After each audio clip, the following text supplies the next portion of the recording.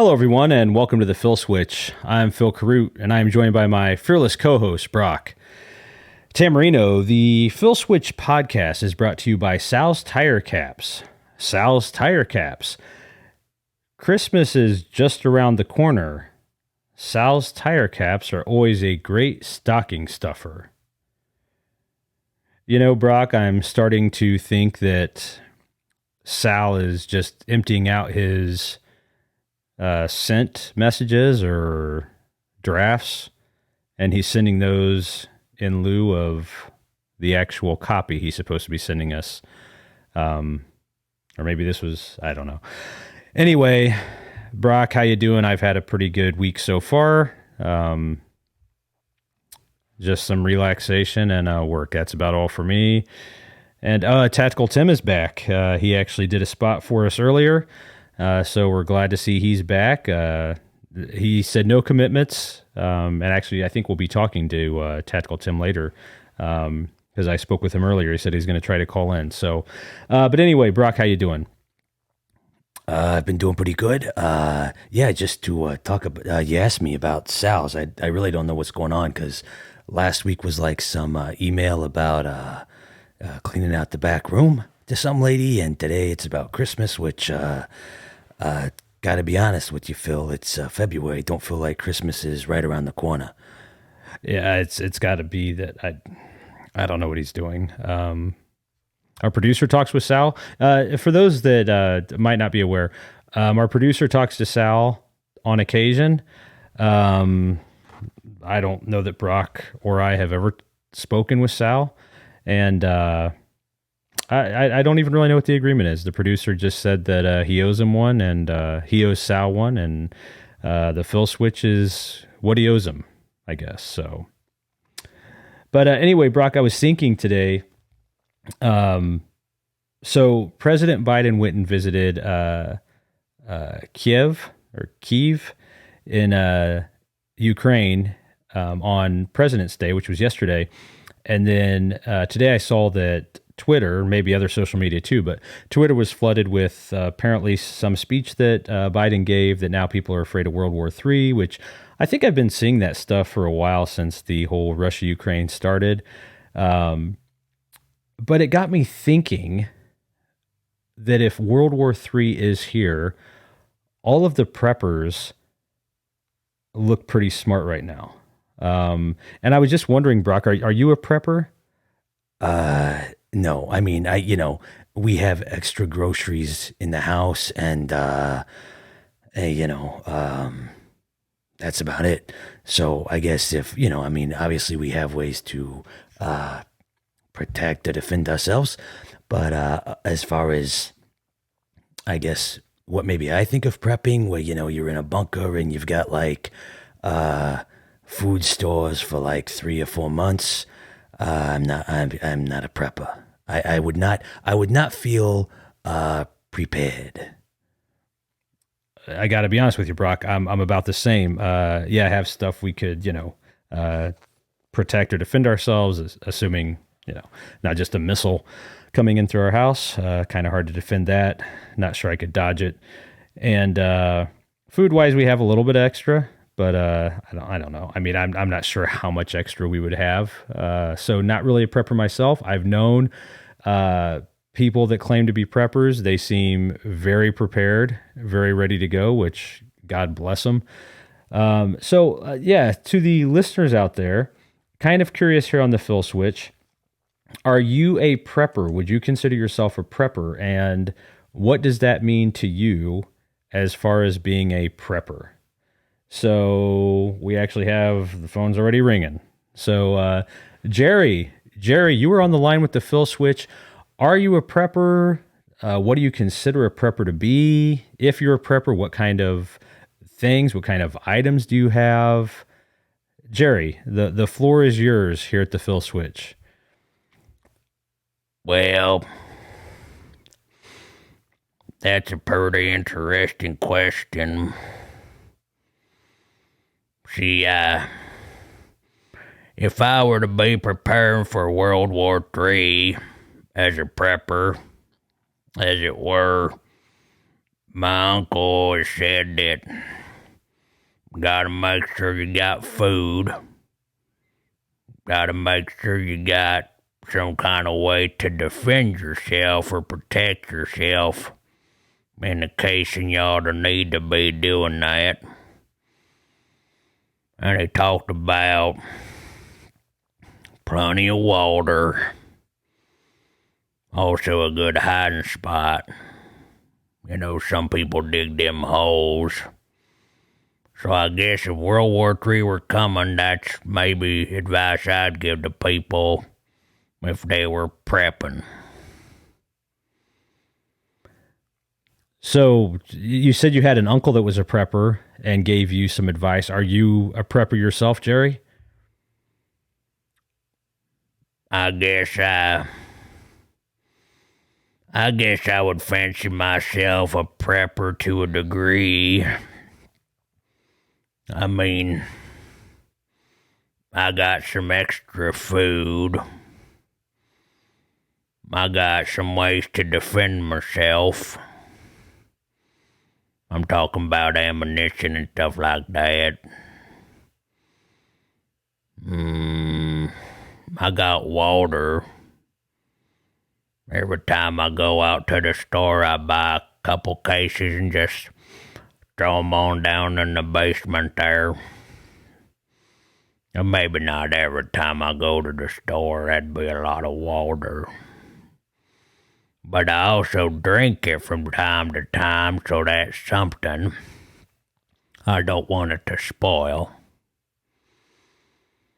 And I reckon I've got plenty of food stores.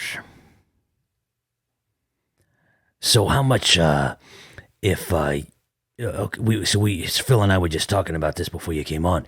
If you're storing food, like you said, you're getting like a case of water, maybe at least it sounds like every couple times you're going to the store. So I would think you've got a pretty nice reserve of some water there. How much food would you say? Like, do you know how much food you have? Like, as far as extending out to like months or weeks, years? I reckon if I had to think about it, and I were to go down to the basement, that's where I'm gonna go if all this goes up in flames. I reckon I got maybe a year to a year and 15 days worth of food. Maybe. Give or take, depending on how hungry I get down there. Wow, a year's. See, I wouldn't have anywhere near close to a year. I feel like I would have to go to your house, Jerry, and visit you there. You don't want to do that. Because they're inactive right now, but when I go to the basement, I'm going to flip a switch, and then I got all these booby traps that'll activate in my yard. Holy crap, you got booby traps in your yard? Well, they're not active. No, but I mean, you have booby traps ready to go in your yard? Well, yeah. Because if I'm in the basement, well, people are coming around my property. It's kind of foolish to leave my basement, so I just let my booby traps take care of them, I guess. Like, what kind of booby traps do you have? Well, that's another thing my uncle told me, is that if you're prepping, right? You're prepping, you're best to leave your plans to yourself. Because even though you and Brock seem like two nice guys, I reckon if things get tough, you guys, might not be as friendly. So you might come over to my place and think, well, I reckon I could take some of his stuff and I guess depending on if you came to the front yard or the backyard or the side yard or the other side yard would depend on what kind of damage you run into. So, I'm not going to give it away, but for the most part, between them 4 yards, you got a chance of losing your head, your testicles, your kneecaps, or your toes. So the booby traps are that specific? Yep. Okay. So if World War III happens, leave Jerry alone. That's what you're saying. Well, I mean, I don't want to come off like a mean guy, but yeah, I guess. I mean, I've only really stocked up for myself and a couple of my friends. I guess they'll bring some of their stuff over, but... So, are your friends living with you? No, they ain't living with me. So if as soon as everything starts going south, if you go down to your basement, turn your booby traps on, how your friends gonna get to you?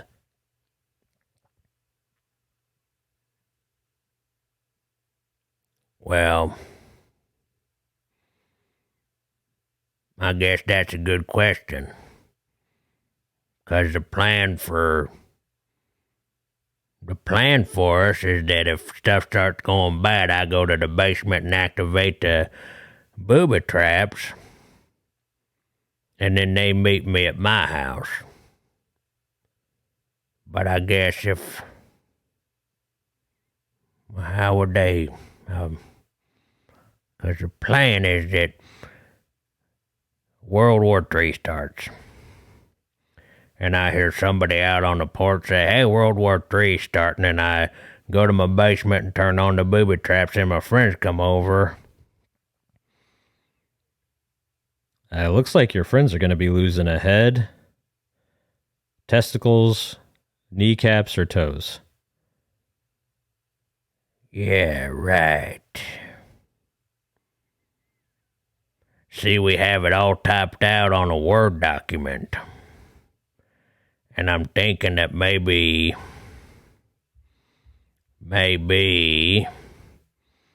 we might need to revisit that now that I'm thinking about it and saying it out loud.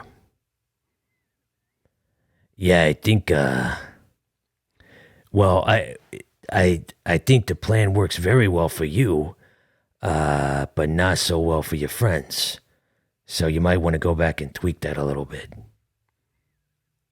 Yeah, we're gonna need to tweak it. All right, Jerry. Well, thank you for giving us some insight into your prepper lifestyle or being a prepper. Thank you very much, Jerry. Next on the line, just like I predicted, Tactical Tim. Tactical Tim, you're on the line. We were just talking about you, saying that we appreciated you doing a spot for us again.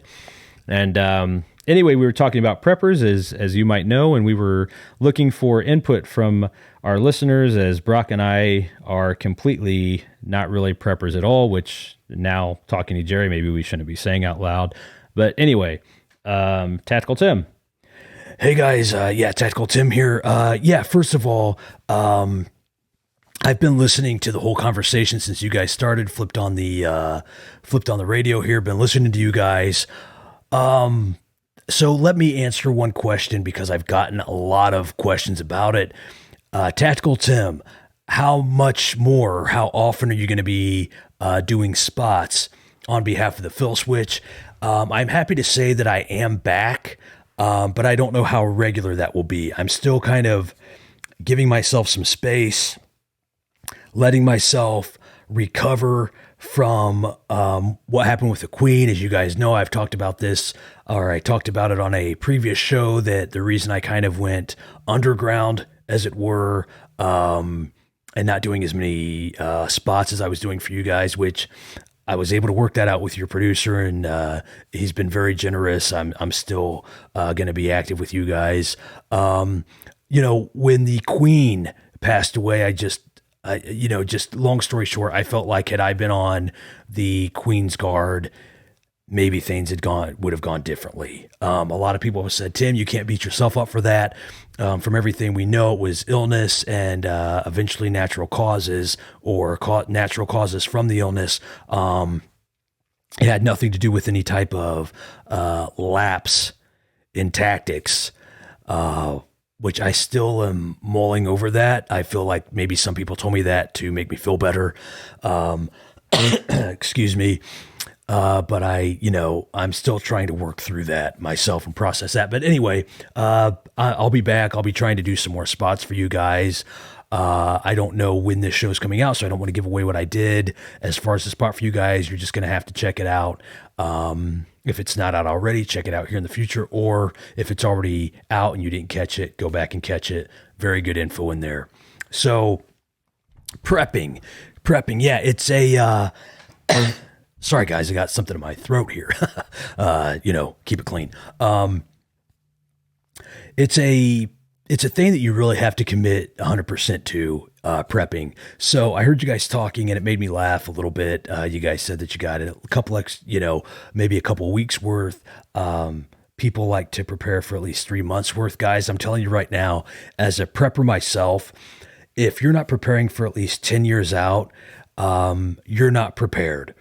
And if you're just preparing now,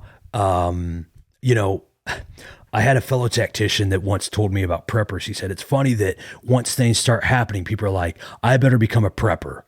You don't want to be saying that. What you want to say is, I have preppered, which means you've already preppered. So if you're a prepper currently, what my buddy's feelings is like, you'll probably last 2 days before you either get blown up or starve to death.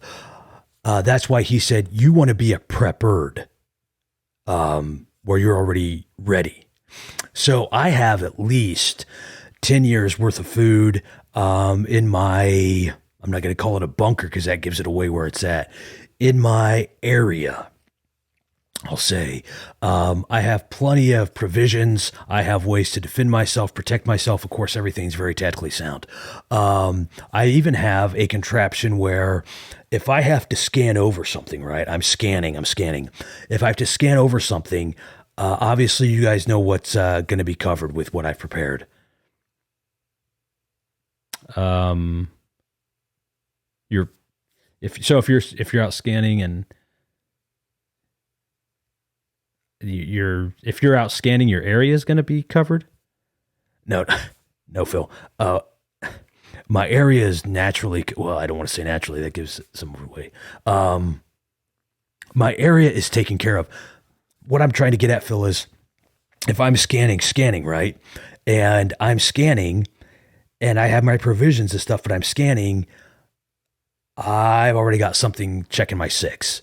I've already got that figured out. Now, of course, I'm working with some manufacturers, contractors to come out with a get my 6. I'm just calling it right now. I'm calling it that, like kind of as a placekeeper. But it's those glasses I was talking to you guys about. Going to kind of retool that. The glasses looked a little bit ridiculous. It kind of looked like something like if the Matrix and Dumbo were to have a baby. That's what my original concept ended up being. So I kind of scrapped that. Ray-Ban and Oakley wasn't on with it. I said, I get it, guys. I get it. And so I'm retooling that. But yeah, you want to make sure you have at least about 10 years worth of food, ammunition. I'll just say there can never be enough. And then anything else, you want to make sure you want plenty of socks, plenty of boots, combat boots, tactical boots. You want a little bit of both combat and tactical because you might go from a tactical situation to a combat situation.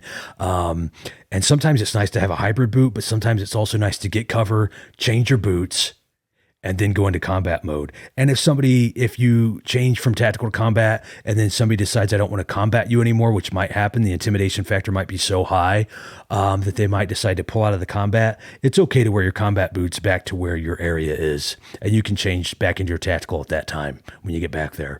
But really want to make sure you have a nice collection of combat and tactical boots. You can try to go with the hybrid boots, but you're going to be disappointed. You're going to see that they don't perform. A tactical boot might not perform as well as a combat boot, and a combat boot might not perform as well as a tactical boot for that given design. So just something to think about. A lot of people say, "Oh, I don't even notice," and I'm like, "Well, maybe you haven't been in real combat. Maybe you're not as tactically sound as you think." But and I don't mean that as an insult. It's a growing experience. It comes with experience and wisdom, knowledge, intelligence, other brain stuff. So anyway, that's kind of where I'm coming at with the prepper thing. Remember, don't be a prepper, be a preppered. All right. Thank you, Tactical Tim. I appreciate that. Yeah, no problem, guys. Remember, guys, stay tactical, stay practical. All right, thank you, Tim. All right, so we are. I think it's time to call it a show. Now I feel like I know more about prepping. I can say that much, Brock. And yeah, so if you're out there and you wanted to be a prepper, remember, don't be a prepper, be a preppered, and go out and get your 10 years worth of food. I can't even imagine. I can't even imagine what 10 years of food stored looks like. Can you, Brock? I have a hard time imagining what 3 weeks of food stored looks like. So no, I can't even imagine 10 years. I feel like it's excessive, but I also feel like, like if you're in this apocalyptic time, 10 years of food might seem like not a lot. So I don't know. I don't know how to prep. I don't know. I guess I need to start focusing on being a prepper, which might be too late now. Anyway, guys, as always, thanks for listening. And don't forget to check out my other podcast, The First and 15th, which I co-host with Kaplowitz over at Kaplowitz Media. If you would like to reach out to us, you can do so through email by contacting us at thefillswitch@gmail.com. Again, that's thefillswitch@gmail.com. We wish you all a great week, and we'll talk to you soon here at The Fill Switch.